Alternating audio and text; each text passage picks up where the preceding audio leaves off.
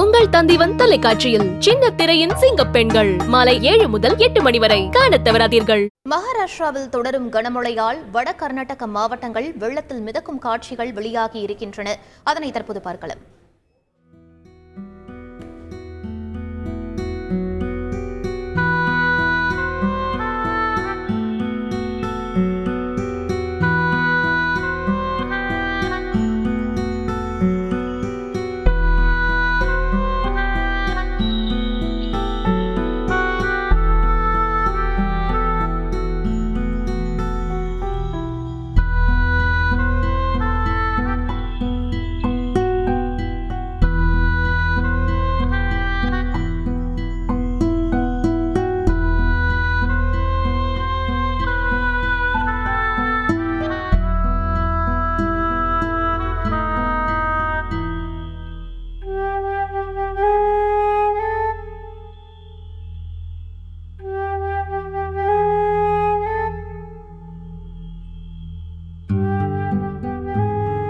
இது பற்றிய கூடுதல் விவரங்களை எமது செய்தியாளர் பாரதி ராஜா வழங்க கேட்கலாம்.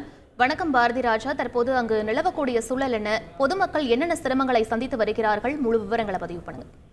கண்டிப்பாக கர்நாடகாவை காட்டிலும் மகாராஷ்டிராவில் பெய்த கனமழையின் தாக்கம் தான் கர்நாடகாவில் எதிரொலித்திருக்கிறது என்பது குறிப்பிடத்தக்கது. அதுவும் குறிப்பாக எல்லையோர மாவட்டமாக, அதாவது கர்நாடகா மகாராஷ்டிரா எல்லையோர மாவட்டமான பெலகாவியில் இதன் தாக்கம் அதிகமாக இருக்கிறது. கிருஷ்ணா நதிக்கு நீர்வரத்து அதிகரிக்க தொடங்கி இருப்பதால் இந்த பாதிப்பானது ஏற்பட்டிருக்கிறது.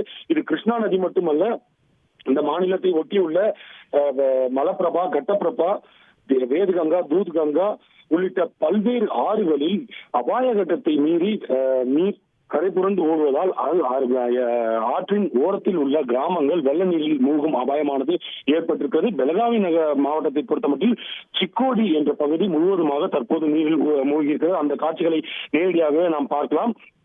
இந்த பகுதியில் மேலும் நீர்வரத்து, மகாராஷ்டிராவிலிருந்து மேலும் நீர்வரத்து அதிகமாக இருப்பதால் இந்த பகுதி மேலும் பாதிக்கப்பட வாய்ப்பு இருப்பதால் தாழ்வான பகுதிகளில் உள்ளவர்கள் பாதுகாப்பான இடங்களுக்கு செல்ல வேண்டும் என மாவட்ட நிர்வாகம் வலியுறுத்தியிருக்கிறது. மேலும் தற்போது வரும் நீர் எந்தெந்த பகுதிகளில் சூழ வாய்ப்பு இருக்கிறது என்பது முன்பே கணிக்கப்பட்டு அந்த பகுதிகளில் முன்னெச்சரிக்கை நடவடிக்கை மேற்கொள்ளவும் அறிவுறுத்தப்பட்டிருக்கிறது.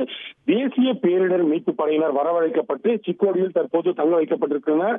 அந்த பகுதியைச் சேர்ந்த சட்டமன்ற உறுப்பினரான கணேஷ் உக்கேரி அவர்கள் தற்போது தேசிய பேரிடர் மீட்பு படையினருடன் சேர்ந்து பாதிக்கப்பட்ட பகுதிகளை ஆய்வு செய்தார் என்பதும் குறிப்பிடத்தக்கது. தொடர்ந்து கர்நாடகாவின் வட மாவட்டங்களிலும் தற்போது மழை பெய்ய தொடங்கி இருப்பதால் நிலைமை இன்னும் மோசமாகும் சூழல் உருவாகி இருக்கிறது. மாவட்ட நிர்வாகம் முன்னெச்சரிக்கை நடவடிக்கை மேற்கொள்ள அனைத்து ஏற்பாடுகளையும் செய்து வருகிறது. அதே போல அரசு சார்பில் அந்தந்த மாவட்ட பொறுப்பு அமைச்சர்கள் வெள்ள பாதிப்பு பகுதிகளை பார்வையிட்டு அங்கு மக்களுக்கு தேவையான நிவாரண பணிகளை உடனடியாக செய்து கொடுக்க வேண்டும் என முதல்வர் மற்றும் துணை முதல்வர் தரப்பில் கேட்டுக் கொள்ளப்பட்டிருக்கிறது.